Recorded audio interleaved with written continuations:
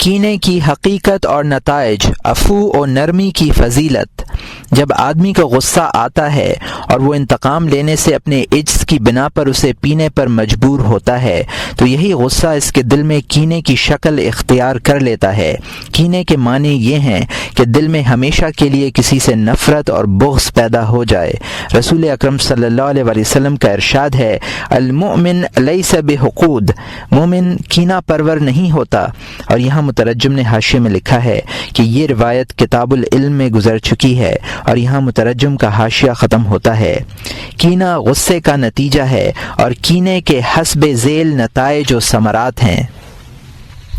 پہلا ثمرہ حسد، اور اس کے معنی ہیں کہ کینے سے تمہارے دل میں یہ خواہش ہو کہ اس کے پاس جو کچھ دولت و نعمت ہے وہ چھن جائے۔ اگر اسے کوئی نعمت حاصل ہو اس سے تم تکلیف محسوس کرو، اور اس پر کوئی مصیبت پڑے تو تم خوش ہو جاؤ۔ یہ منافقین کا فعل ہے، ان قریب اس کی مذمت بیان کی جائے گی۔ دوسرا ثمرہ یہ ہے کہ دل میں حسد کی زیادتی ہو، یعنی اس کی مصیبتوں پر ہنسو اور مذاق اڑاؤ۔ تیسرا ثمرہ یہ ہے کہ تم اسے چھوڑ بیٹھو اور قطع تعلق کر لو، اگرچہ وہ ملنے کا خواہش مند ہو اور اس نیت سے تمہارے پاس آئے۔ چوتھا ثمرہ یہ ہے کہ تم اس کی اہانت اور تذلیل کرو۔ پانچواں ثمرہ یہ ہے کہ تم اس کے بارے میں وہ باتیں کہو جن کا کہنا جائز نہیں، مثلا جھوٹ بولو، غیبت کرو، اس کا راز فاش کرو، عیب لگاؤ۔ چھٹا ثمرہ یہ ہے کہ توہین اور استہزاء کے خیال سے تم اس کی نقل اتارو۔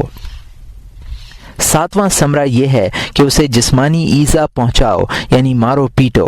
آٹھواں ثمرہ یہ ہے کہ تم اس کا حق ادا نہ کرو، اگر اس کا تم پر قرض ہو تو اسے ادا نہ کرو، صلہ رحمی نہ کرو، مغصوبہ چیز واپس نہ کرو۔ یہ سب نتائج و ثمرات حرام ہیں۔ کینے کا کم سے کم درجہ یہ ہے کہ تم ان مذکورہ بالا 8 آفتوں سے بچو اور کینے کی وجہ سے اللہ کی نافرمانی کے مرتکب نہ ہو، البتہ دل میں اسے گراں سمجھو اور برا جانو۔ جس طرح پہلے بشاشت اور خوش دلی کے ساتھ باتیں کیا کرتے تھے اس طرح نہ کرو، نہ اس کی ضرورتوں کا خیال رکھو، نہ اس کے ساتھ کسی مجلس میں بیٹھو، نہ اس کے ساتھ مل کر اللہ کا ذکر کرو، نہ اس کے نفع میں معاون بنو، نہ اس کے لیے دعا کرو، نہ اس کی تعریف کرو، نہ اسے عمل خیر پر اکساؤ، نہ ہمدردی اور غمخواری کرو۔ لیکن یہ انتہائی معمولی کینہ بھی دین میں تمہارے درجے میں کمی کا باعث بنے گا اور تمہارے اور فضل عظیم اور ثواب جزیل کے مابین رکاوٹ بن جائے گا۔ اگرچہ تم اس کینے سے اللہ کے عذاب کے مستحق نہیں ہوگے۔ چنانچہ حضرت ابو بکر رضی اللہ تعالیٰ عنہ نے اپنے ایک قریبی رشتہ دار مصطح کے بارے میں قسم کھائی تھی کہ میں اسے کچھ نہیں دوں گا، کیونکہ وہ بھی حضرت عائشہ رضی اللہ عنہا پر تہمت لگانے میں شریک تھا۔ لیکن جب یہ آیت کریمہ نازل ہوئی، وَلَا يَأْتَلَ أُولُو الْفَضْلِ مِنْكُمْ وَالسَّعَةِ أَنْ يُؤْتُوا أُولِي الْقُرْبَى وَالْمَسَاكِينَ وَالْمُهَاجِرِينَ فِي سَبِيلِ اللَّهِ يعفو ولیصفحوا الا تحبون ان یغفر اللہ لکم۔ پارہ نمبر 18 رکوع نمبر 9 آیت نمبر 22۔ اور جو لوگ تم میں بزرگی اور وسعت والے ہیں وہ اہل قرابت کو اور مساکین کو اور اللہ کی راہ میں ہجرت کرنے والوں کو دینے سے قسم نہ کھا بیٹھیں، اور چاہیے کہ وہ معاف کر دیں اور درگزر کریں۔ کیا تم یہ بات نہیں چاہتے کہ اللہ تعالیٰ تمہارے قصور معاف کر دے؟ بے شک اللہ غفور و رحیم ہے۔ یہ آیت سن کر حضرت ابو بکر رضی اللہ تعالیٰ عنہ نے کہا، بلا شبہ ہم اللہ کی مغفرت چاہتے ہیں۔ اس کے بعد آپ نے مصطح کے ساتھ وہی سلوک کرنا شروع کر دیا جو پہلے کیا کرتے تھے۔ یہ بخاری و مسلم کی حدیث ہے جس کو عائشہ رضی اللہ عنہا نے روایت کیا ہے۔ بہتر یہ ہے کہ کینے کی وجہ سے اپنا رویہ تبدیل نہ کرے، بلکہ ہو سکے تو نفس کے مجاہدے کے لیے اور شیطان کو شکست دینے کے ارادے سے مزید حسن سلوک کرے۔ یہ عمل صدیقین کا مرتبہ اور مومنین کے افضل اعمال میں سے ہے، کیونکہ کینہ پرور کے 3 حال ہیں۔ ایک یہ کہ جس سے کینہ رکھتا ہو اس کا حق پورے طور پر کسی کمی اور زیادتی کے بغیر ادا کرے، یہ عدل ہے۔ دوسرا یہ ہے کہ عفو، احسان اور صلہ رحمی کے ساتھ پیش آئے، یہ فضل ہے۔ تیسرا یہ ہے کہ جو چیز اپنا حق نہ ہو وہ ظلماً چھین لے، یہ جور ہے۔ یہ آخری درجہ رذیلوں اور کمینوں کا ہے، دوسرا صدیقین کا ہے، اور تیسرا نیکوکاروں کا انتہائی درجہ ہے۔ عفو و احسان کے فضائل۔ عفو کے معنی یہ ہیں کہ آدمی اپنا حق ساقط کرے، یعنی قصاص، بدلہ یا تاوان نہ لے۔ عفو، حلم اور قزم غیظ سے علیحدہ ایک صفت ہے، اس لیے ہم نے اسے مستقل طور پر ذکر کیا ہے۔ اللہ تعالیٰ کا ارشاد ہے، خذ العفو وأمر بالعرف وأعرض عن الجاہلین، پارہ نمبر 9 رکوع نمبر 14 آیت نمبر 199۔ سرسری برتاؤ کو قبول کر لیا کیجیے اور نیک کام کی تعلیم کر دیا کیجیے اور جاہلوں سے ایک کنارہ ہو جایا کیجیے۔ وَأَن تَعْفُوا أَقْرَبُ لِلتَّقْوَى، پارہ نمبر 2 رکوع نمبر 15 آیت نمبر 237، اور تمہارا معاف کر دینا تقوی سے زیادہ قریب ہے۔ رسول اکرم صلی اللہ علیہ وسلم ارشاد فرماتے ہیں، ثلاث والذی نفسی بیدی لو کنت حلافا لحلفت علیہن ما نقص مال من صدقہ فتصدقوا ولا عفا رجل عن مظلمة يبتغي بها وجه الله الا زاده الله بها عزا يوم القيامة ولا فتح رجل على نفسه باب مسالة الا الا فتح الله عليه باب فقر۔ یہ ترمذی اور ابو کیشتہ الانصاری، ابو داؤد، مسلم نحوہ کی حدیث ہے، جس کو ابو ہریرہ رضی اللہ تعالی عنہ نے روایت کیا ہے۔ تین باتیں ایسی ہیں کہ بخدا اگر میں حلف اٹھانے والا ہوتا تو ان پر حلف اٹھا لیتا۔ ایک یہ کہ صدقہ کرنے سے مال کم نہیں ہوتا، اس لیے صدقہ کیا کرو۔ دوسری یہ کہ اگر کوئی شخص اللہ کی رضا کے لیے اپنا حق معاف کر دے تو قیامت کے دن اللہ اسے عزت سے نوازے گا۔ تیسری یہ کہ جو شخص اپنے اوپر سوال کا دروازہ کھولتا ہے اللہ تعالیٰ اس پر تنگی کا دروازہ کھول دیتا ہے۔ ایک حدیث میں ہے، التواضع لا يزيد العبد على رفعة فتودعوا يرفعكم الله والعفو الا يزيد العبد الا اذى فاعفوا يعظكم الله والصدق لا تزيد المال الا كثرة فتصدقوا يرحمكم الله۔ یہ اصفہانی الترغیب والترہیب اور ابو منصور ویلمی کی حدیث ہے، جس کو انس رضی اللہ تعالی عنہ نے روایت کیا ہے۔ تواضع آدمی کو بلندی عطا کرتی ہے، اس لیے تواضع اختیار کرو، اللہ تمہیں بلندی عطا کرے گا۔ عفو سے آدمی کی عزت بڑھتی ہے، اس لیے معاف کر دیا کرو، اللہ تمہیں عزت دے گا۔ صدقہ سے مال میں اضافہ ہوتا ہے، اس لیے صدقہ کرو، اللہ تم پر رحم کرے گا۔ حضرت عائشہ رضی اللہ عنہا فرماتی ہیں کہ میں نے حضرت صلی اللہ علیہ وسلم کو اپنے حق کی خاطر انتقام لیتے ہوئے نہیں دیکھا۔ ہاں، جب کوئی شخص اللہ کے حکم کی خلاف ورزی کرتا تو سب سے زیادہ غصہ آپ کو آیا کرتا تھا۔ اگر کبھی آپ کو دو باتوں میں سے ایک کا اختیار دیا گیا تو آپ نے وہ بات پسند فرمائی جو دونوں میں آسان ہوتی، بشرط یہ کہ اس میں گناہ نہ ہوتا۔ یہ شمائل ترمذی اور مسلم نحوہ کی حدیث ہے۔ حضرت عقبہ فرماتے ہیں کہ ایک روز میں سرکار دو عالم صلی اللہ علیہ وسلم کی خدمت میں حاضر ہوا۔ یہ بات یاد نہیں رہی کہ پہلے میں نے آپ کا ہاتھ پکڑا یا آپ نے میرا ہاتھ اپنے ہاتھ میں لیا۔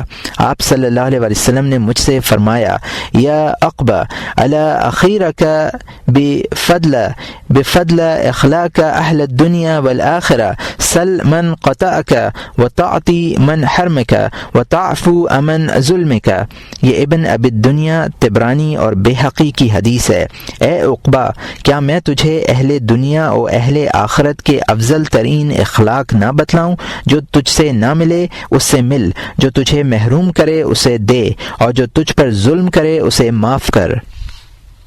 سرکار دو عالم صلی اللہ علیہ وسلم فرماتے ہیں کہ حضرت عیسیٰ علیہ السلام نے سوال کیا، یا ربی ایو عبادک اعز علیک؟ قال الذی اذا قدر فا۔ یہ خرائطی مکارم الاخلاق کی حدیث ہے، جس کو ابو ہریرہ رضی اللہ تعالی عنہ نے روایت کیا ہے۔ اے اللہ، تجھے کون سا بندہ عزیز تر ہے؟ اللہ نے فرمایا، وہ شخص جو بدلہ لینے کی قدرت رکھنے کے باوجود معاف کر دے۔ یہی سوال حضرت ابو درداء رضی اللہ تعالی عنہ سے کیا گیا۔ انہوں نے جواب دیا، وہ بندہ اللہ کو زیادہ محبوب ہے جو انتقام کی طاقت رکھنے کے باوجود عفو و درگزر سے کام لے۔ تم بھی معاف کر دیا کرو، اللہ تمہیں محبوب رکھے گا۔ ایک شخص سرکار دو عالم صلی اللہ علیہ وسلم کی خدمت میں حاضر ہوا اور اپنے حق کے سلسلے میں کسی شخص کی شکایت کی۔ آپ نے اسے بیٹھنے کا حکم دیا۔ ارادہ یہ تھا کہ مدعا علیہ کو بلوا کر اس کا حق دلوا دیا جائے۔ اس سے پہلے آپ صلی اللہ علیہ وسلم نے فرمایا ان المظلومین هم المفلحون یوم القیامہ، قیامت کے روز مظلومین ہی فلاح پائیں گے۔ وہ شخص یہ سن کر واپس چلا گیا اور اس نے اپنا حق لینے سے انکار کر دیا۔ یہ ابن ابی دنیا اور ابو صالح، یہ ابن ابی دنیا کی حدیث ہے جس کو ابو صالح الحنفی نے مرسلاً روایت کیا ہے۔ حضرت انس رضی اللہ تعالیٰ عنہ روایت کرتے ہیں کہ سرکار دو عالم صلی اللہ علیہ وسلم نے ارشاد فرمایا اذا بعث اللہ الخلائق یوم القیامہ نادى منادی من تحت العرش ثلاثة اصوات یا معشر الموحدین ان اللہ قد عفا عنکم فلیعفا بعدکم عن بعد۔ جب اللہ تعالیٰ قیامت کے روز تمام مخلوق کو اٹھائے گا تو عرش کے نیچے سے ندا دینے والا 3 بار اعلان کرے گا اے فرزندان توحید، اللہ نے تمہیں معاف کر دیا ہے، تم بھی ایک دوسرے کو معاف کر دو۔ اور یہاں مترجم نے حاشیے میں لکھا ہے کہ یہ روایت ابو سعید احمد بن ابراہیم المقری نے کتاب التبصرہ و تذکرہ میں اور طبرانی نے اوسط میں قدر مختلف الفاظ میں نقل کی ہے۔ اور یہاں مترجم کا حاشیہ ختم ہوتا ہے۔ حضرت ابو ہریرہ رضی اللہ تعالیٰ عنہ روایت کرتے ہیں کہ جب حضرت صلی اللہ علیہ وسلم نے مکہ فتح کیا تو اولاً طواف کعبہ کیا، 2 رکعت نماز پڑھی، پھر کعبے کے اندر تشریف لائے اور دروازے کی چوکھٹ پکڑ کر لوگوں سے دریافت فرمایا کہ تم لوگ کیا کہہ رہے ہو اور کیا سوچ رہے ہو؟ لوگوں نے عرض کیا ہم آپ کو بھائی بھتیجا حلیم اور رحیم سمجھتے ہیں۔ حاضرین نے یہ بات 3 مرتبہ کہی۔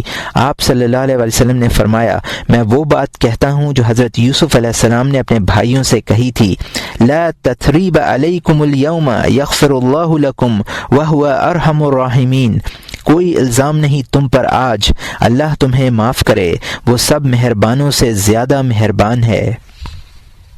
راوی کہتے ہیں کہ لوگ یہ اعلان سن کر اس طرح نکل پڑے جیسے قبروں سے اٹھے ہوں اور اسلام میں داخل ہو گئے۔ یہ ابن الجوری فی الکتاب الوفا کی حدیث ہے۔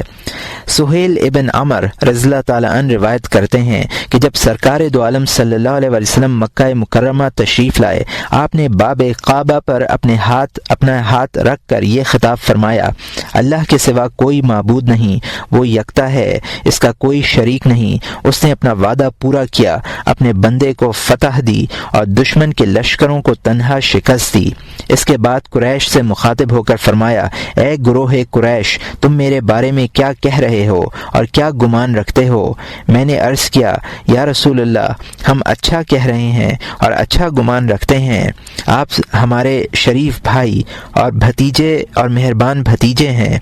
آپ صلی اللہ علیہ وسلم نے فرمایا، میں اس وقت وہ بات کہتا ہوں جو حضرت یوسف علیہ السلام نے کہی تھی۔ اس کے بعد آپ نے مذکورہ بالا آیت تلاوت فرمائی۔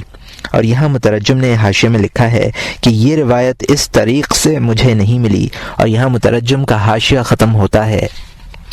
ایک روایت میں سرکار دو عالم صلی اللہ علیہ وسلم کا یہ ارشاد نقل کیا گیا ہے کہ جب لوگ قیامت کے میدان میں کھڑے ہوں گے تو ایک اعلان کرنے والا اعلان کرے گا کہ جس شخص کا اللہ پر اجر ہو وہ جنت میں داخل ہو جائے۔ دریافت کیا گیا، رسول اللہ وہ کون لوگ ہیں جن کا اللہ پر اجر ہے؟ فرمایا، اللہ کے وہ بندے جو لوگوں کو معاف کر دیتے ہیں۔ یہ اعلان سن کر ہزاروں لوگ کھڑے ہوں گے اور کسی حساب کے بغیر جنت میں داخل ہو جائیں گے۔ اور یہ طبرانی اور مکارم الاخلاق کی حدیث ہے۔ حضرت عبداللہ ابن مسعود رضی اللہ تعالیٰ عنہ روایت کرتے ہیں کہ سرکار دو عالم صلی اللہ علیہ وسلم نے ارشاد فرمایا، لا ينبغي لو الى امر ان يؤتي بحد الا اقام والله عفو يحب العفو ثم قرأ وليعفوا وليصفحوا۔ یہ احمد اور حاکم کی حدیث ہے۔ کسی حاکم کے لیے یہ مناسب نہیں ہے کہ اس کے سامنے حد کرنا یعنی کوئی معاملہ پیش ہو اور وہ قائم نہ کرے۔ پھر آپ نے یہ تلاوت کی، چاہیے کہ معاف کریں اور درگزر کریں۔ حضرت جابر ابن عبداللہ کہتے ہیں کہ رسول اکرم صلی اللہ علیہ وسلم نے فرمایا ثلاث من جاء بهن مع ایمان دخل من ای ابواب الجنہ شاء وزوج من الحور حور العین حيث شاء من ادا دین خفی وقرافی دبر كل صلاة قل هو الله احد 10 مرات وعفاء قاتل قال ابو بکر او احدهن یا رسول اللہ قال او احدهن. یہ طبرانی اوسط فی الدعاء کی حدیث ہے. 3 باتیں ایسی ہیں کہ اگر کوئی ایمان کے ساتھ ان پر عمل کرے جنت میں جس دروازے سے چاہے گا داخل ہوگا اور جس حور سے چاہے گا شادی کرے گا. ایک یہ کہ پوشیدہ قرض ادا کر دے، دوسرے یہ کہ ہر نماز کے بعد 10 بار سورہ اخلاص پڑھے، تیسرے یہ کہ اپنے قاتل کا خون معاف کر دے. حضرت ابو بکر رضی اللہ تعالیٰ عنہ نے عرض کیا خواہ ایک پر عمل کرے؟ آپ صلی اللہ علیہ وسلم نے فرمایا خواہ ایک ہی پر عمل کرے. حضرت ابراہیم تیمی رحمۃ اللہ علیہ فرماتے ہیں کہ جو شخص مجھ پر ظلم کرتا ہے میں اس پر رحم کرتا ہوں. رحم کرنا عفو سے الگ ایک چیز ہے اور اس کا الگ اجر ہے، اسے احسان کہتے ہیں. یعنی مظلوم محض اس لیے ظالم سے بدلہ نہ لے بلکہ اس کے ساتھ اچھا سلوک کرے کہ وہ باری تعالیٰ کی نافرمانی کر کے قیامت کے روز اس کے سزا اور مواخذے کا مستحق ہو گیا ہے. اب یہ ہماری شفقت اور رحم و کرم کا مستحق ہے. بعض اکابر کا قول ہے کہ جب اللہ تعالیٰ اپنے کسی بندے کو بدلہ دینا چاہتے ہیں تو اس پر کسی ظلم کرنے والے کو متعین کر دیتے ہیں، وہ ظلم سہتے ہیں اور مظلوم بن کر ظالم کی ساری نیکیاں سمیٹ لیتے ہیں. ایک شخص حضرت عمر ابن عبدالعزیز کے پاس آیا اور شکایت کی اور کسی کی شکایت کرنے لگا. آپ نے اس سے کہا کہ قیامت کے روز تو اللہ سے اس حال میں ملے گا کہ یہ ظلم تیرے ساتھ ہو، اور اس سے بہتر ہے کہ تو اس سے اس حال میں ملے جبکہ تو نے اپنے ظلم کا بدلہ لے لیا ہو. یزید ابن میسرہ فرماتے ہیں کہ جب کوئی مظلوم ظالم کے لیے بد دعا کرتا ہے تو اللہ تعالیٰ فرماتے ہیں فلاں شخص تجھے بد دعائیں دے رہا ہے، تو چاہے تو ہم اس کی دعا قبول کر لیں اور چاہے تو تم دونوں کا معاملہ قیامت تک کے لیے مؤخر کر دیں اور اس وقت تم دونوں کو اپنے دامن عفو میں جگہ دیں. مسلم ابن یسار نے ایک شخص سے جو ظالم کو بد دعا دے رہا تھا کہا کہ ظالم کو اس کے ظلم کے حوالے کر، اس لیے کہ تیری بد دعا سے زیادہ مؤثر خود اس کا ظلم ہے، وہ اسے کیفر کردار تک پہنچانے کے لیے کافی ہوگا بشرط یہ کہ کسی عمل سے اس نے اپنے ظلم کا تدارک نہ کر لیا ہو. توقع تو یہی ہے کہ وہ اپنے ظلم کا تدارک نہیں کرے گا. حضرت عبداللہ ابن عمر رضی اللہ تعالیٰ عنہ سے منقول ہے، فرماتے ہیں کہ ہمیں یہ روایت پہنچی ہے کہ قیامت کے دن اللہ عز و جل کسی منادی کرنے والے کو حکم دیں گے اور وہ یہ اعلان کرے گا کہ جس شخص کی کوئی چیز اللہ کے پاس ہو وہ اٹھے اور اپنی چیز حاصل کر لے. یہ اعلان سن کر معاف کرنے والے اٹھیں گے اور اللہ تعالیٰ انہیں ان کے عفو کا بدلہ عطا کریں گے. ہشام ابن محمد کہتے ہیں کہ نعمان ابن منظر کے پاس 2 آدمی لائے گئے. ان میں سے ایک شخص نے بڑا جرم کیا تھا، آپ نے اسے معاف کر دیا.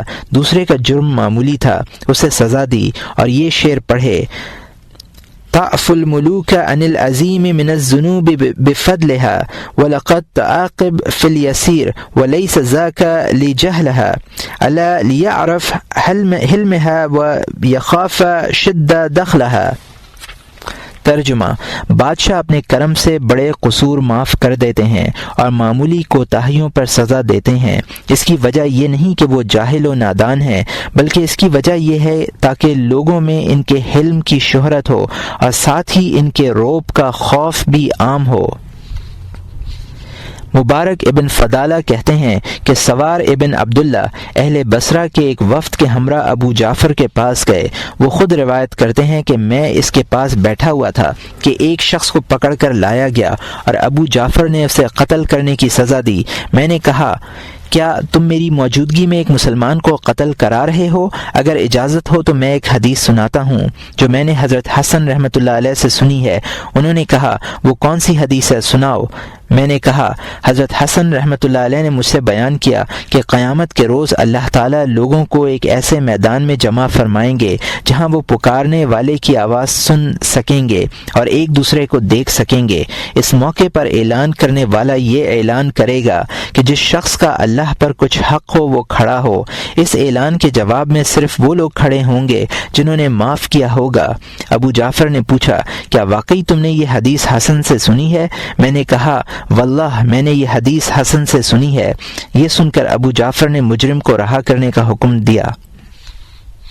حضرت معاویہ فرماتے ہیں کہ ظلم کے جواب میں صبر و تحمل سے کام لو، یہاں تک کہ تمہیں بدلہ لینے کا موقع مل جائے تو معاف کر دو اور احسان کرو۔ روایت ہے کہ ایک راہب ہشام ابن عبد الملک کے پاس آیا۔ ہشام نے اس سے پوچھا کہ ذوالقرنین نبی تھے یا نہیں۔ اس نے کہا نبی تو نہیں تھے، البتہ انہیں 4 خصلتیں عطا کی گئی تھیں۔ ایک یہ کہ جب انتقام پر قدرت ہوتی تو معاف کر دیتے، دوسری یہ کہ وعدہ پورا کرتے، تیسری یہ کہ جب بولتے سچ بولتے، چوتھی یہ کہ آج کا کام کل پر نہ چھوڑتے۔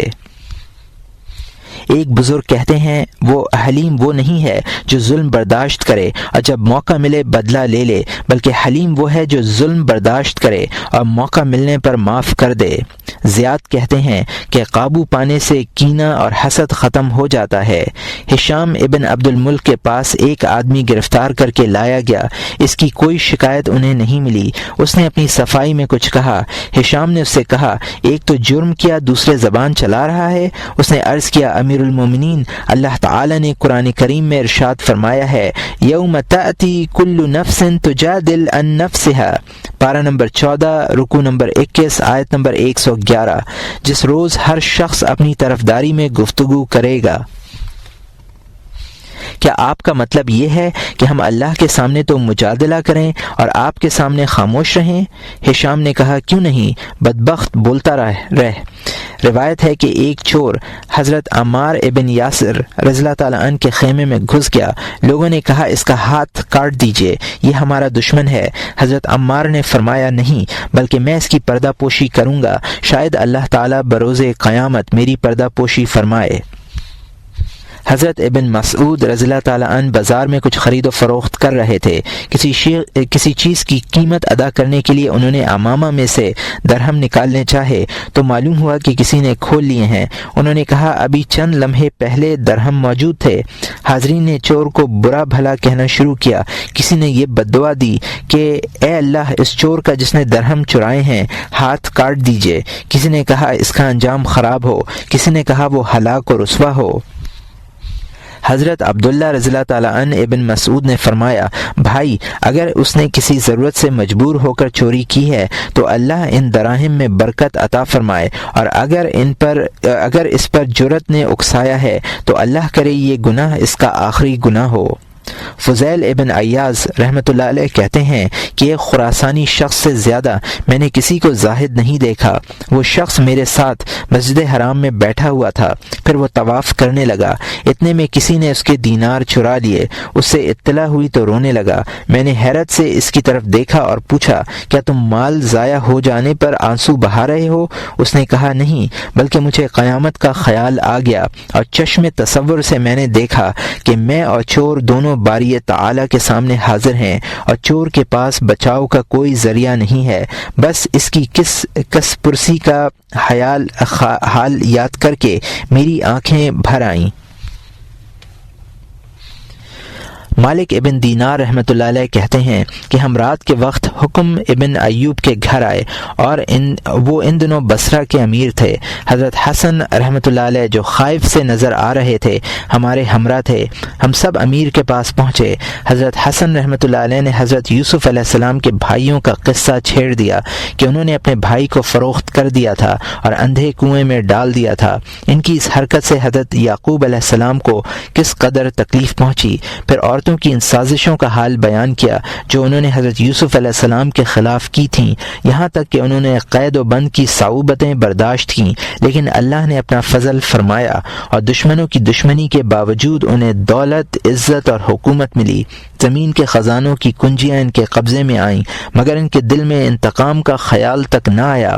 جب ان کے بھائی جو دشمن تھے ان کے پاس آئے تو انہوں نے پچھلی تمام کوتاہیاں اور خطائیں معاف کر دیں اور فرمایا لا تثریب علیکم اليوم آخر تک۔ یہ واقعہ بیان کرنے سے حسن رحمۃ اللہ علیہ کا مقصود یہ تھا کہ جس طرح حضرت یوسف علیہ السلام نے اپنے بھائیوں کو معاف کر دیا، تم بھی اپنے ساتھیوں کو معاف کر دیا کرو۔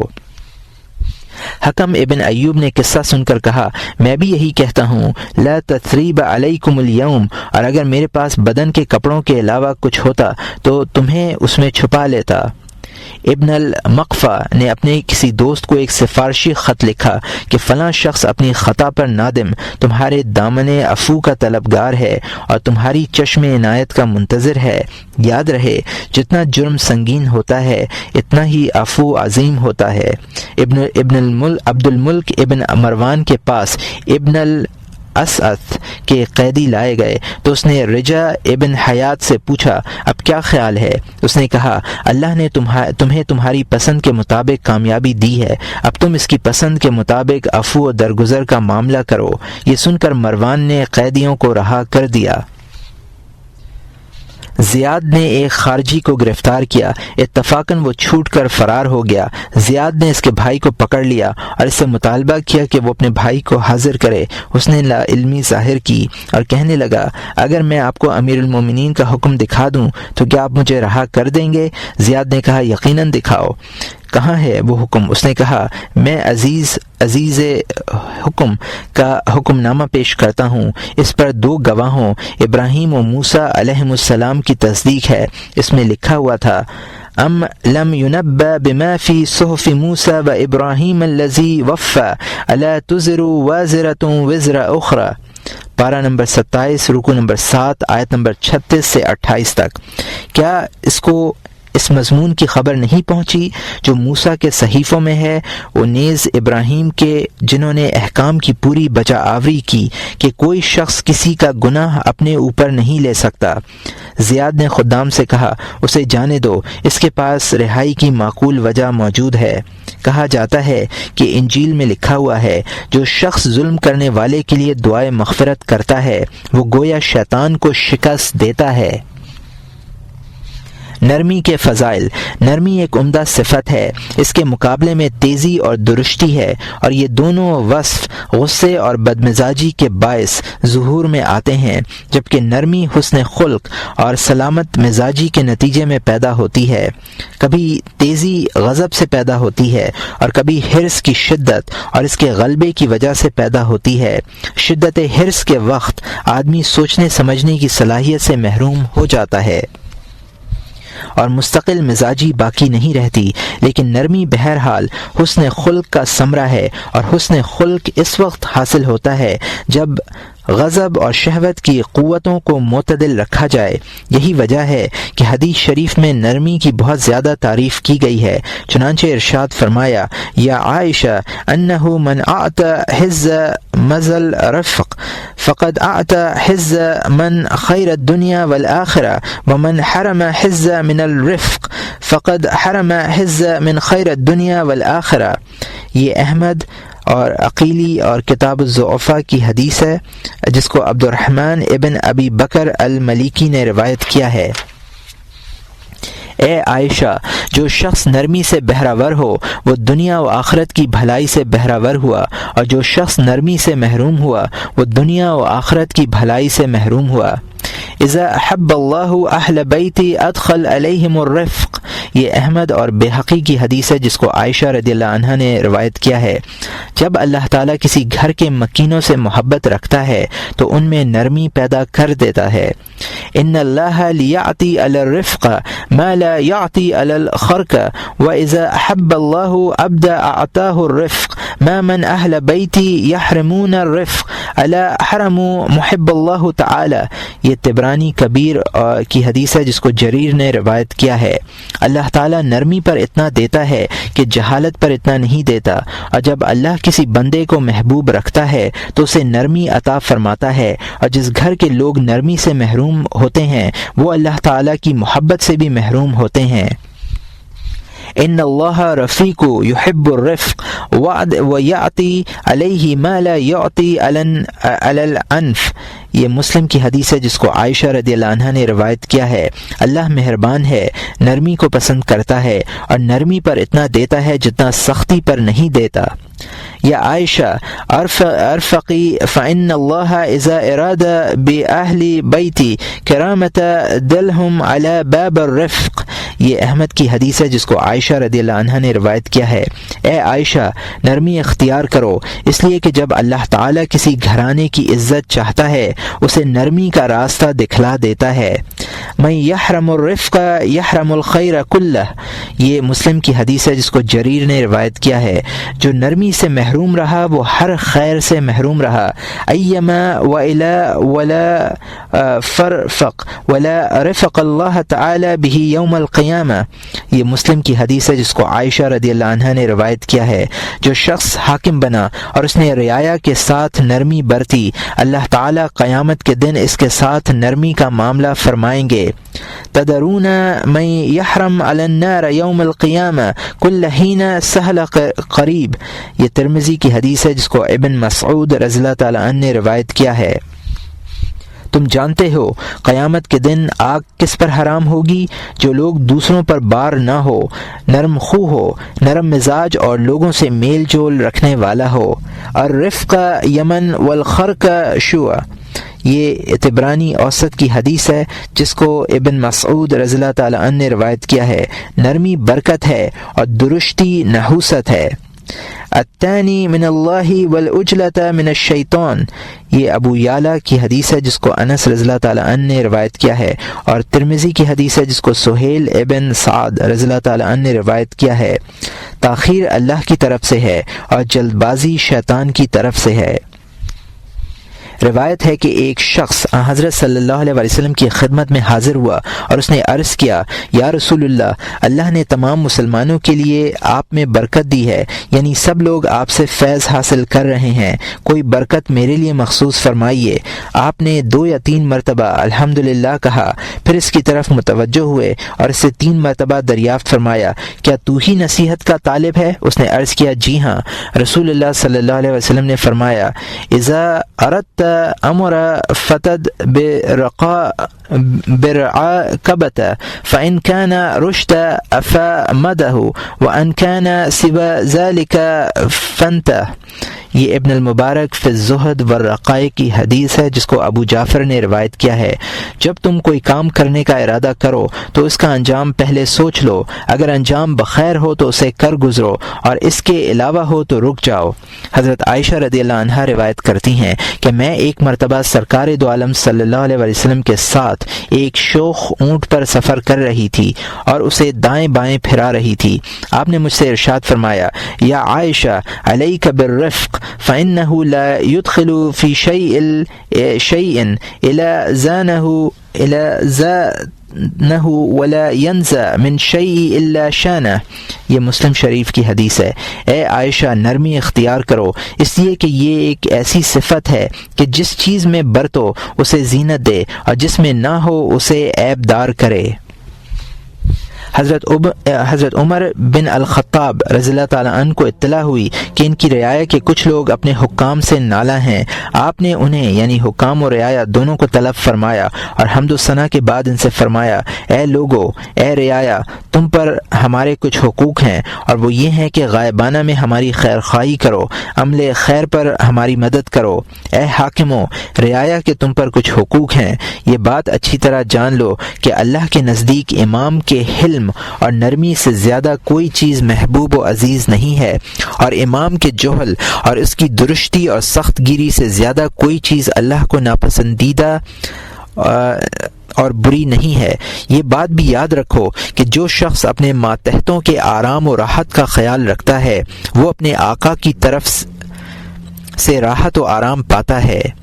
وہب ابن منبہ رحمۃ اللہ علیہ کہتے ہیں کہ نرمی حلم کا متنی ہے. ایک روایت میں جو مرفوع اور موقوف دونوں طرح نقل کی گئی ہے، ارشاد ہے کہ علم مومن کا دوست، حلم اس کا وزیر، عقل اس کی رہنما، عمل اس کا نگران، رفق اس کا باپ اور نرمی اس کا بھائی اور صبر اس کی فوج کا امیر ہے۔ یہاں مترجم نے حاشیے میں لکھا ہے کہ نیچے یہ روایت ابو شیخ نے کتاب الثواب وفضائل الاعمال میں حضرت انس رضی اللہ تعالیٰ عنہ سے، اور قدائی نے مسند الشہاب میں حضرت ابو دردہ اور حضرت ابو ہریرہ رضی اللہ تعالیٰ عنہ سے نقل کی ہے۔ اور یہاں مترجم کا حاشیہ ختم ہوتا ہے۔ ایک بزرگ کہتے ہیں، کتنا عمدہ ہے وہ ایمان جسے نرمی سے سنوارا گیا ہو۔ علم اور حلم میں جس قدر ربط اور مناسبت ہے وہ کہیں نہیں پائی جاتی۔ حضرت عمر ابن العاص نے اپنے صاحبزادے عبداللہ رضی اللہ تعالیٰ عنہ سے دریافت کیا، رفق کیا چیز ہے؟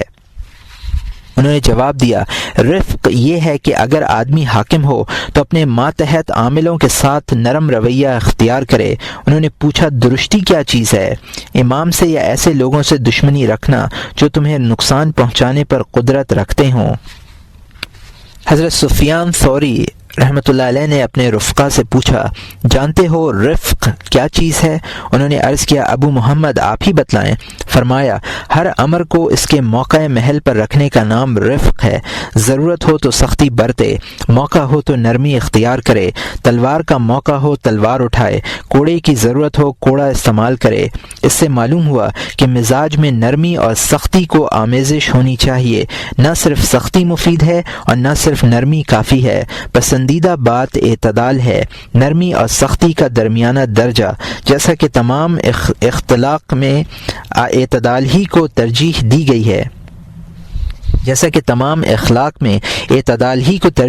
گئی ہے۔ لیکن کیونکہ طبائع عنف اور حدت کی طرف زیادہ مائل ہیں، اس لیے لوگوں کو نرمی اور سہولت کی طرف راغب کرنے کی زیادہ ضرورت ہے۔ اس طرح یہ ممکن ہے کہ وہ حد اعتدال پر آ جائیں۔ یہی وجہ ہے کہ شریعت نے نرمی کی بڑی تعریف کی ہے، سختی کی زیادہ تعریف نہیں کی، حالانکہ سختی اپنی جگہ اچھی چیز ہے، جیسا کہ نرمی اپنی جگہ ایک عمدہ وصف ہے۔ لیکن جس جگہ سختی ضروری ہوتی ہے وہاں حق خواہش نفسانی میں للچاتا ہے، اور یہ بات کھجور اور شہد کی لذت سے زیادہ لذیذ ہے۔ تقریباً اسی طرح کا قول حضرت عمر ابن عبدالعزیز سے منقول ہے۔ روایت ہے کہ حضرت عمر ابن العاص نے حضرت معاویہ رضی اللہ تعالیٰ عنہ کو ایک خط لکھا جس میں کسی کام کی تاخیر پر ملامت کی۔ حضرت معاویہ رضی اللہ تعالیٰ عنہ نے انہیں جواب میں لکھا کہ امور خیر میں تأمل اور غور و فکر سے کام لینا رشد کی علامت ہے، اور رشید وہی ہوتا ہے جو جلد بازی سے اجتناب کرنے والا ہو، اور محروم وہ ہے جو وقار اور سنجیدگی سے محروم ہو۔ مستقل مزاج کامیابی سے ہمکنار ہوتا ہے اور جلد باز ٹھوکر کھاتا ہے۔ جس شخص میں نرمی نہیں ہوتی وہ سخت مزاجی سے نقصان اٹھاتا ہے، اور جو شخص تجربات سے نفع نہیں اٹھاتا وہ بلندی تک نہیں پہنچ پاتا۔ حضرت ابو عون انصاری کہتے ہیں، بعض لوگ سخت الفاظ بول جاتے ہیں، حالانکہ انہی کے ساتھ بعض الفاظ ایسے ہوتے ہیں جو ان کے مقابلے میں ہلکے ہوں۔ ابو حمزہ کوفی فرماتے ہیں، تمہیں صرف اتنے خدمت گزار اور نوکر رکھنے چاہیے جن کی اشد ضرورت ہو، اس لیے کہ ہر انسان کے پیچھے ایک شیطان لگا رہتا ہے، زیادہ شیطان جمع کرنے سے فائدہ۔ یاد رکھو، اپنے خدمت گزاروں سے تم نرمی کے ذریعے جتنا کام لے سکتے ہو، سختی سے اتنا کام نہیں لے سکتے۔ حضرت حسن رضی اللہ تعالیٰ عنہ فرماتے ہیں، مومن بردبار، سنجیدہ اور باوقار ہوتا ہے، رات میں لکڑیاں جمع کرنے والے کی طرح نہیں ہوتا کہ جو ہاتھ لگا اٹھایا۔ یہ وہ چند اقوال ہیں جو اہل علم سے نرمی کی فضیلت کے سلسلے میں منقول ہیں۔ حقیقت بھی یہی ہے کہ نرمی ایک عمدہ صفت ہے اور اکثر حالات میں اس کی ضرورت زیادہ رہتی ہے۔ سختی کی ضرورت گاہے گاہے پیش آتی ہے۔ انسان کامل وہی ہے جو نرمی اور سختی کے مواقع میں فرق کرنے کی صلاحیت رکھتا ہو اور ہر امر کو اس کا حق دیتا ہو۔ بصیرت و شعور سے محروم شخص یہ فرق ہی نہیں کر پاتا، بالآخر اس کے لیے یہ فیصلہ کرنا مشکل ہو جاتا ہے کہ وہ کہاں سختی کرے اور کہاں نرمی سے پیش آئے۔ حسد کی مذمت، اس کی حقیقت، اسباب علاج اور ضرورت علاج۔ حسد کی مذمت کا بیان۔ حسد بھی کینے کا نتیجہ اور اسی کی قبیل کا ایک جذبہ ہے، بلکہ کہنا چاہیے کہ حسد کینے کی شاخ ہے اور کینہ غضب کی فرع ہے۔ پھر حسد سے اتنی شاخیں پھوٹتی ہیں کہ حد شمار میں نہیں آ سکتی۔ حسد کی مذمت میں بھی خاص طور پر بہت سی روایات وارد ہیں، چنانچہ ارشاد نبوی ہے الحسد یاکل الحسنات کما تاکل النار الحطب۔ یہ ابو داؤد کی حدیث ہے جس کو ابو ہریرہ رضی اللہ تعالیٰ عنہ نے روایت کیا ہے، اور ابن ماجہ میں انس رضی اللہ تعالیٰ عنہ نے روایت کیا ہے۔ حسد نیکیوں کو اس طرح کھا لیتی ہے جس طرح آگ لکڑی کو کھا لیتی ہے۔ ایک حدیث میں حسد اور اس کے نتائج و اسباب سے منع فرمایا گیا۔ ارشاد ہے لا تحاسدوا ولا تقاطعوا ولا تباغضوا ولا تدابروا وكونوا عباد اللہ اخوانا۔ یہ بخاری و مسلم کی حدیث ہے۔ آپس میں حسد نہ کرو، نہ ایک دوسرے سے ملنا چھوڑو، نہ باہم بغض رکھو، نہ ایک دوسرے سے منہ پھیرو، اور اللہ کے بندے بھائی ہو جاؤ۔ حضرت انس رضی اللہ تعالیٰ عنہ روایت کرتے ہیں کہ ایک روز ہم سرکار دو عالم صلی اللہ علیہ وسلم کی خدمت میں حاضر تھے۔ آپ صلی اللہ علیہ وسلم نے فرمایا ابھی اس راستے سے تمہارے سامنے ایک جنتی آئے گا۔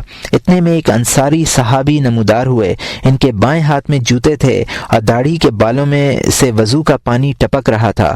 انہوں نے ہم لوگوں کو سلام کیا۔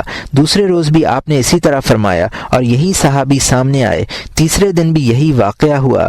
جب سرکار دو عالم صلی اللہ علیہ وسلم تشریف لے گئے تو حضرت عبداللہ بن عمر بن العاص نے ان انصاری صحابی کا پیچھا کیا اور ان سے کہا میرے اور میرے والد کے درمیان کچھ اختلاف ہو گیا اور میں نے قسم کھا لی ہے کہ میں 3 دن تک ان کے پاس نہیں جاؤں گا۔ آپ اجازت دیں تو یہ 3 راتیں آپ کے پاس گزار لوں؟ انہوں نے کہا کوئی بات نہیں۔ راوی کہتے ہیں حضرت عبداللہ ابن عمر بن العاص نے 3 راتیں ان کے گھر گزاریں۔ انہوں نے دیکھا کہ وہ رات کو تھوڑی دیر کے لیے بھی نماز کے لیے نہیں اٹھتے تھے، البتہ جب کروٹ بدلتے اللہ کا نام لیتے اور صبح کی نماز تک بستر ہی پر لیٹے رہتے۔ تاہم اس عرصے میں نے ان کی زبان سے خیر کے علاوہ کچھ نہیں سنا۔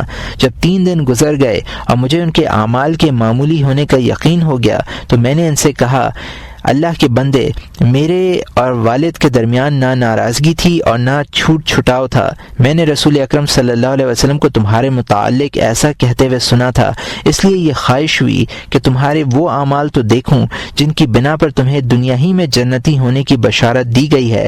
ان 3 دنوں میں نے تو تمہیں کچھ زیادہ عمل کرتے ہوئے نہیں دیکھا، پھر تم اس درجے تک کس طرح پہنچے؟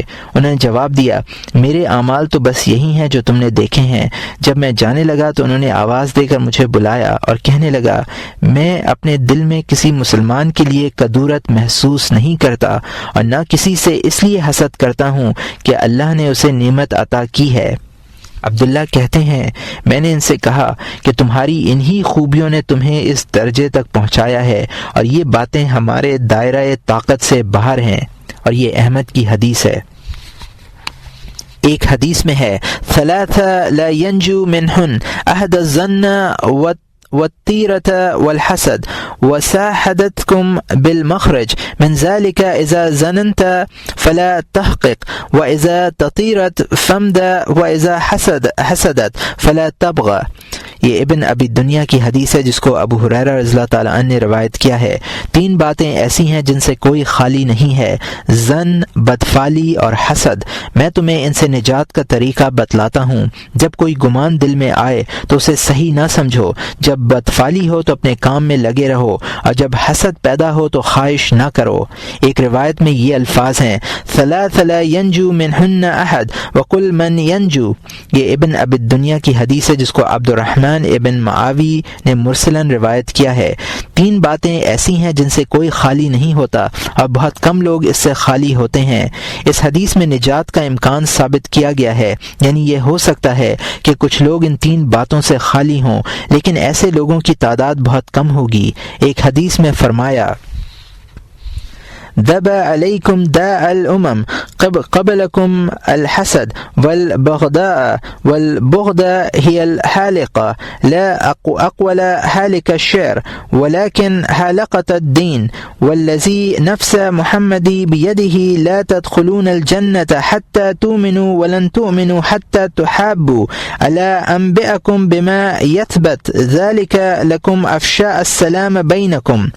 یہ ترمذی کی حدیث ہے جس کو مولا الزبیر ان زبیر رضی اللہ تعالیٰ عنہ نے روایت کیا ہے. تم میں تم سے پہلے کی امتوں کی بیماری سرایت کر گئی ہے، حسد اور بغض موننے والی چیز ہے. میرا مطلب یہ نہیں کہ وہ بال موننے والی ہے بلکہ دین کو موننے والی ہے. اس ذات کی قسم جس کے قبضے میں محمد کی جان ہے، تم جنت میں داخل نہیں ہوگے یہاں تک کہ ایمان لے آؤ، اور ایمان نہیں لاؤ گے یہاں تک کہ باہم محبت کرو. کیا میں تمہیں وہ بات نہ بتلا دوں جس سے دوستی کی بنیاد مضبوط ہو، اور وہ یہ کہ آپس میں سلام کو رواج دو. ایک مرتبہ ارشاد فرمایا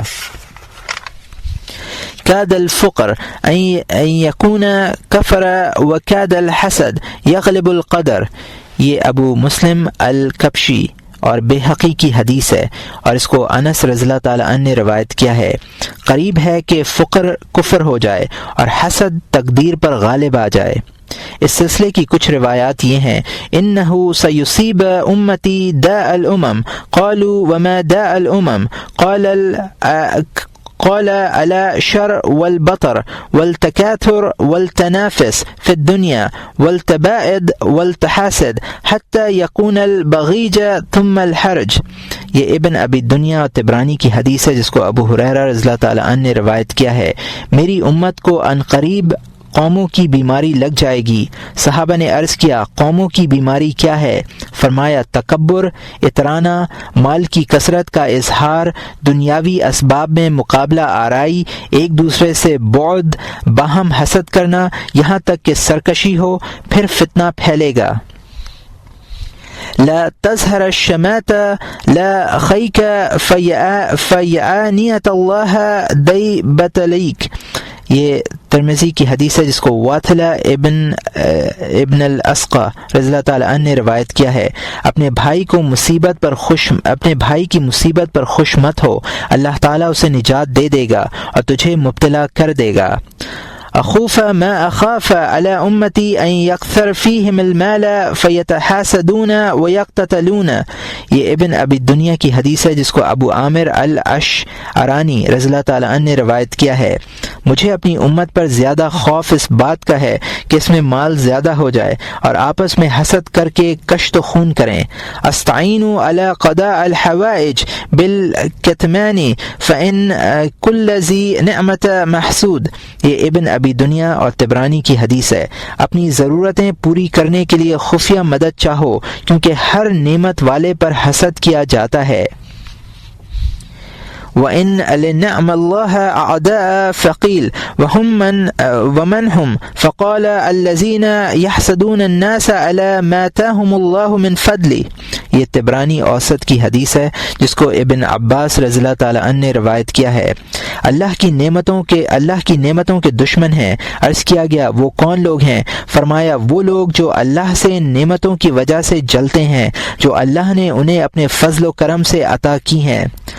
ستة يدخلون النار قبل الحساب بسنة. قيل يا رسول الله من هم؟ قال الأمراء بالجور والعرب بالعصبية والدهاقين بالتكبر والتجار بالخيانة وأهل الرستاق بالجهالة والعلماء بالحسد. یہ ابو منصور ویلمی کی حدیث ہے جس کو ابن عمر رضی اللہ تعالیٰ عنہ نے روایت کیا ہے. 6 آدمی حساب و کتاب سے 1 سال پہلے دوزخ میں جائیں گے. عرض کیا گیا یا رسول اللہ وہ کون لوگ ہیں؟ فرمایا عمراء ظلم کی وجہ سے، عرب عصبیت کی وجہ سے، دہقان تکبر کی وجہ سے، تاجر خیانت کی وجہ سے، روستائی جہالت کی وجہ سے، اور علماء حسد کی وجہ سے. روایت ہے کہ حضرت موسیٰ علیہ السلام جب باری تعالیٰ سے باتیں کرنے کے لیے طور پر گئے تو ایک آدمی کو عرش کے سائے میں دیکھا۔ آپ کو اس شخص کے رتبے پر رشک آیا اور جناب باری میں عرض کیا کہ مجھے اس کا نام بتلائیے۔ ارشاد ہوا، نام کیا بتلائیں، ہم تمہیں اس کے اعمال بتلاتے ہیں۔ وہ کسی سے حسد نہیں کرتا تھا، اپنے والدین کی نافرمانی نہیں کرتا تھا اور چغل خوری نہیں کیا کرتا تھا۔ حضرت زکریا علیہ السلام فرماتے ہیں کہ اللہ تعالیٰ کا ارشاد ہے، حاسد میری نعمت کا دشمن ہے، میرے فیصلے پر ناراض ہے، میری تقسیم سے ناخوش ہے۔ ایک بزرگ فرماتے ہیں، پہلا گناہ حسد کا گناہ تھا کہ ابلیس کو حضرت آدم علیہ السلام کے شرف اور رتبے سے حسد ہوا اور اس نے سجدہ کرنے سے انکار کر دیا۔ اس معصیت پر اسے جذبہ حسد ہی نے اکسایا۔ روایت ہے کہ عون ابن عبداللہ فضل بن محلب کے پاس آئے، وہ اس وقت واسط کے حاکم تھے۔ عون نے ان سے کہا، میں تمہیں ایک نصیحت کرنا چاہتا ہوں۔ انہوں نے پوچھا، وہ کیا؟ فرمایا، کبر سے بچنا، اس لیے کہ یہ پہلا گناہ ہے جس کا باری تعالیٰ کی معصیت میں ارتکاب کیا گیا۔ اس کے بعد آپ نے یہ آیت تلاوت فرمائی، وَإِذْ قُلْنَا لِلْمَلَائِكَةِ اسْجُدُوا لِآدَمَ فَسَجَدُوا إِلَّا إِبْلِيسَ، پارہ نمبر 1 رکوع نمبر 4 آیت نمبر 34۔ اور جس وقت حکم دیا ہم نے فرشتوں کو اور جنوں کو بھی کہ سجدے میں گر جاؤ آدم کے لیے، سو سب سجدے میں گر پڑے سوائے ابلیس کے۔ دوسرے یہ کہ حرص سے بچنا، کیونکہ حرص ہی کی وجہ سے حضرت آدم علیہ السلام کو جنت سے نکلنا پڑا۔ اللہ تعالیٰ نے انہیں آسمانوں اور زمین میں زیادہ وسیع و کشادہ جنت میں ٹھکانہ دیا تھا۔ اللہ تعالیٰ نے انہیں آسمانوں اور زمین سے زیادہ وسیع و کشادہ جنت میں ٹھکانہ دیا تھا اور صرف ایک درخت کے علاوہ ہر چیز کھانے کی اجازت دی تھی، لیکن انہوں نے اسی شجر ممنوعہ کا پھل کھایا۔ اس کی سزا یہ ملی کہ جنت سے نکالے گئے اور دنیا میں بھیج دیے گئے۔ یہاں انہوں نے یہ 2 آیتیں پڑھیں، اہبطوا منہا جمیعا بعضکم لبعض عدو، نیچے جاؤ اس بہشت سے سب کے سب تم میں بعض کے دشمن ہیں۔ تیسرے یہ کہ حسد سے دور رہنا، کیونکہ حسد ہی کی بنا پر ابن آدم یعنی قابیل نے اپنے بھائی حابیل کو قتل کر دیا تھا، جیسا کہ قرآن کریم میں ہے، وَاتْلُوا عَلَيْهِمْ نَبَأَ ابْنِ آدَمَ بِالْحَقِّ إِذْ قَرَّبَ قُرْبَانًا فَتُقُبِّلَ مِنْ أَحَدِهِمَا وَلَمْ يُتَقَبَّلْ مِنَ الْآخَرِ قَالَ لَا أَقْتُلَنَّكَ، پارہ نمبر 6 رکوع نمبر 9 آیت نمبر 27۔ اور آپ ان اہل کتاب کو آدم کے 2 بیٹوں کا قصہ صحیح طور پر پڑھ کر سنائیے، جبکہ دونوں نے ایک ایک نیاز پیش کی اور ان میں سے ایک کی تو قبول ہو گئی اور دوسرے کی قبول نہ ہوئی، تو وہ دوسرا کہنے لگا، میں تجھے ضرور قتل کر دوں گا۔ نیز جب صحابہ کرام کا تذکرہ ہو خاموشی اختیار کرنا، تقدیر اور ستاروں کی چال کا تذکرہ ہو تو چپ رہنا۔ بکرا ابن عبداللہ رحمۃ اللہ علیہ کہتے ہیں کہ ایک شخص بادشاہ کے پاس جاتا اور اس کے سامنے کھڑے ہو کر یہ جملہ کہا کرتا کہ محسن کے ساتھ اس کے احسان کے جواب میں اچھا سلوک کرو، بدی کرنے والے کے لیے تو خود اس کی بدی کافی ہے۔ ایک شخص کو اس کی جرت اور بادشاہ کے ہاں اس کے مرتبے اور منزلت پر رشک آیا اور اس نے بادشاہ سے چغلی کی کہ فلاں شخص جو آپ کے سامنے کھڑا ہو کر یہ جملہ کہا کرتا ہے آپ سے نفرت کرتا ہے اور یوں کہتا ہے کہ بادشاہ گندا دہن ہے۔ بادشاہ نے اس سے پوچھا، اس کی تصدیق کی کیا صورت ہے؟ چغل خور نے کہا، جب وہ دربار میں آپ کے سامنے کھڑے ہو کر یہ جملے کہتا ہے، اپنی ناک پر ہاتھ رکھ لیتا ہے تاکہ آپ کے منہ کی بدبو اسے پریشان نہ کرے۔ بادشاہ نے کہا، ہم اس کا امتحان لیں گے، اگر وہ ایسا ہی ہے جیسا تو نے کہا تو اسے دردناک سزا دیں گے۔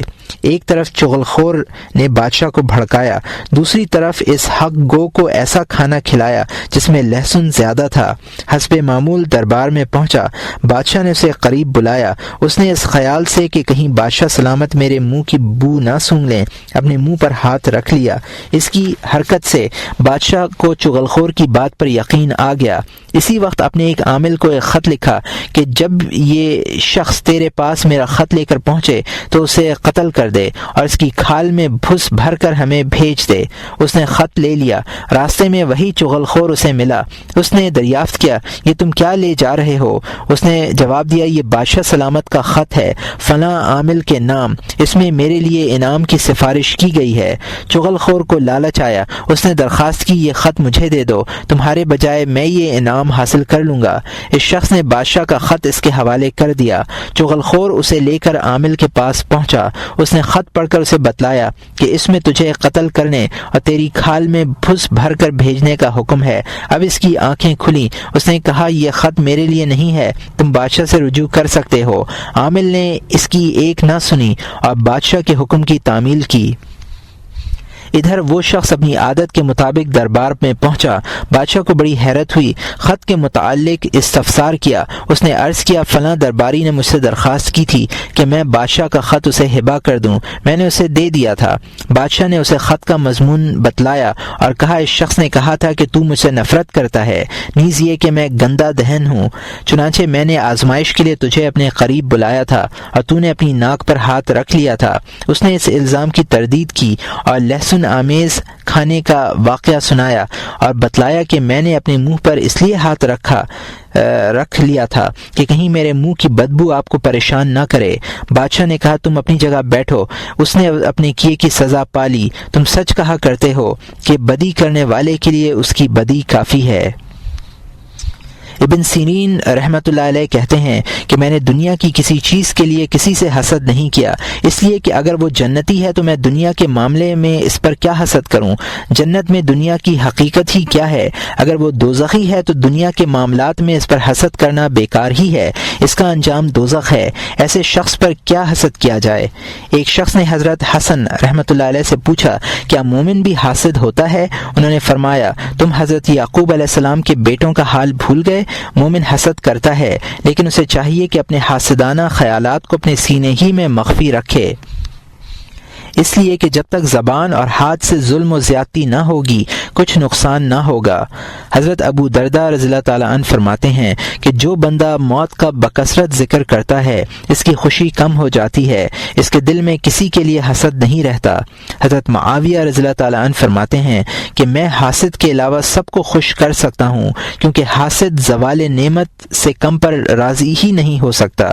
اسی لیے کسی شاعر نے کہا ہے قل العداوۃ قد ترجی اماتتها الا عداوۃ من آداک من حسد، ہر عداوت کے خاتمے کی توقع کی جا سکتی ہے سوائے اس شخص کی عداوت کے جو حسد کی وجہ سے تمہارا دشمن ہو۔ ایک دانا کا قول ہے کہ حسد وہ زخم ہے جو کبھی بھرتا نہیں ہے، اور جو کچھ حاسد پر گزرتا ہے اس کی سزا کے لیے وہ کافی ہے۔ ایک اعرابی کہتا ہے میں نے حاسد کے علاوہ کسی ظالم کو مظلوم کے مشابہ نہیں دیکھا، وہ تمہاری نعمتوں کو اپنے لیے مصیبتیں سمجھتا ہے۔ حضرت حسن بصری رحمۃ اللہ علیہ فرماتے ہیں اے انسان اپنے بھائی سے حسد مت رکھ، اگر اللہ نے اسے اس کے فضائل کی بنا پر عطا کیا ہے تجھے اس شخص سے حسد نہ کرنا چاہیے جسے اللہ نے عزت دی ہو، اور اگر وہ ایسا نہیں ہے پھر تجھے جلنے کی کیا ضرورت ہے، اس کا ٹھکانہ تو جہنم ہی ہے۔ ایک بزرگ کا مقولہ ہے کہ حاسد اپنے ہم نشین سے ذلت، فرشتوں سے لعنت، مخلوق سے غم و غصہ، بوقت نزع سختی اور خوف، اور قیامت کے دن عذاب کے علاوہ کچھ نہیں پاتا۔